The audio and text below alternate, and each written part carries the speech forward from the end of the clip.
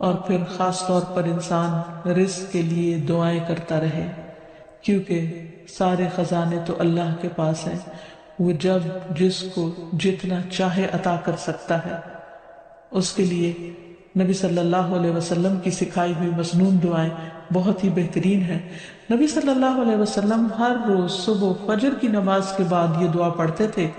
اللہم انی اسألک علما نافعا ورزقا طیبا وعملا متقبلا۔ اے اللہ، میں تجھ سے علم نافع، طیب رزق یعنی پاکیزہ رزق اور مقبول عمل کا سوال کرتا ہوں، یعنی ایسے عمل کی توفیق دے جو تیرے ہاں قبول ہو جائے، تجھے پسند آ جائے۔ اور اس کے ساتھ ساتھ انسان کو حرام سے بچنے کی دعا کرنی چاہیے۔ اس سلسلے میں آپ صلی اللہ علیہ وسلم نے جو دعا سکھائی وہ ہے اللہم اکفنی بحلالک عن حرامک واغننی بفضلک عمن سواک۔ اے اللہ، اپنے حلال کے ذریعے حرام سے میری کفایت فرما، یعنی مجھے اتنا حلال دے کہ مجھے حرام کی ضرورت ہی نہ رہے، اور اپنی مہربانی سے مجھے اپنے علاوہ ہر ایک سے بے نیاز کر دے، یعنی مجھے انسانوں کا محتاج نہ کر، کسی اور کا محتاج نہ کر، صرف اپنے خزانوں سے عطا فرما۔ پھر اسی طرح خاص طور پر بڑھاپے کی زندگی کے لیے وسعت رزق کی دعا کرنی چاہیے، کیونکہ جب انسان بوڑھا ہو جاتا ہے تو اس کے اعضاء کمزور ہو جاتے ہیں،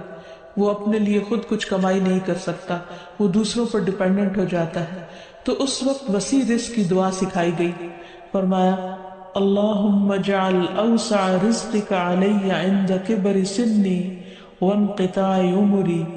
اے اللہ، جب میں بوڑھا ہو جاؤں اور میری عمر ختم ہونے لگے تو میرے رزق کو وسیع کر دے۔ اور اسی طرح اپنے لیے اور اپنی اولاد کے لیے وسیع رزق کی دعا کرنی چاہیے، جیسے ابراہیم علیہ السلام نے دعا کی تھی ربنا انی اسکنت من ذریتی بواد غیر ذی زرع عند بیتک المحرم ربنا لیقیموا الصلاة فاجعل افئدة من الناس تهوی الیہم وارزقہم من الثمرات لعلہم یشکرون۔ اے ہمارے رب، بے شک میں نے اپنی کچھ اولاد کو اس وادی میں آباد کیا جو کسی کھیتی والی نہیں، تیری حرمت والے گھر کے پاس، اے ہمارے رب، تاکہ وہ نماز قائم کریں، سو کچھ لوگوں کے دل ایسے کر دے کہ ان کی طرف مائل رہیں، اور انہیں پھلوں سے رزق عطا کر تاکہ وہ شکر ادا کریں۔ تو اس میں ہم دیکھتے ہیں کہ ابراہیم علیہ السلام اپنے بچوں کے لیے روحانی رزق کی دعا بھی کر رہے ہیں،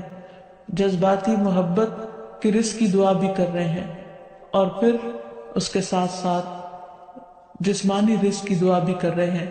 جو ہر انسان کی ضرورت ہے، اور اس میں سے بھی بہترین رزق یعنی پھلوں کے رزق کی دعا کر رہے ہیں، کیونکہ انسان کو اللہ تعالیٰ کا صرف رزق ہی نہیں مانگنا چاہیے، بہترین رزق مانگنا چاہیے۔ یعنی ایک تو سمپل سی دعا ہے اللہم ارزقنی، اور پھر ورزقنا وانت خیر الرازقین، جو سورۃ المائدہ میں اللہ تعالیٰ نے دعا سکھائی ہے، اور ہمیں رزق دے اور تو سب رزق دینے والوں میں سے بہترین ہے۔